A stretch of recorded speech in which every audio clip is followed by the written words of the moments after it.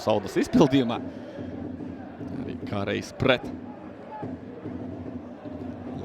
šīs Zemes futbola komandu, bet vārtu stāps vēl jāsit vārtos Ķiguram, bet vai viņš bija aizmugurē? Tāds jautājums ir ieskaitīti vārti, vai tiešām Mārtiņš uzteica šeit visu.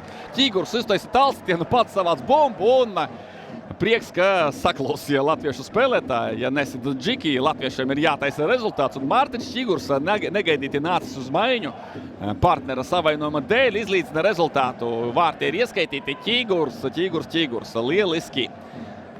Kā viņš savāca to otro bumbu, to ir grūti arī saprast un paskatieties, kurā tur Ķigurs sitiena brīdī, tur krīt aizsargi, bumba ļoti veiksmīgi atlēca un patiešām neatradās aizmugurē Limbažos dzimušais futbolists.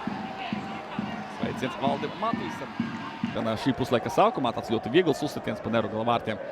Pavisam noteikti Žeņa nav rādījis lielus varoņu darbus. Ķigurs gūst vārtus. Kas par bumbas atlēcienu? Mārtiņš nesit iekšā pustukšos vārtos, bet no 30 metriem vai apmēram tik Mārtiņš gūst vārtus. Neloģiskais, ja Ķigurs sniedz vadību RFS 2-1.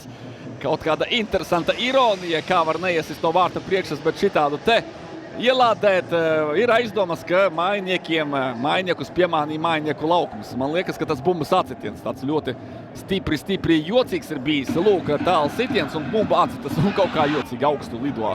Vārtsargs uz to arī norāda, bet, draudziņ, tas ir tavs laukums. Šeit tu ikdienā spēlē un trenējies, un tava kluba darbinieki gatavo laukumu. Nav ieta pārmetumiem. Interesanta situācija. Žēl, ka nav atkārtojama no aizvārtas, tad varētu labāk redzēt šo bumbas palēcienu, bet Mārtiņš Ķigurs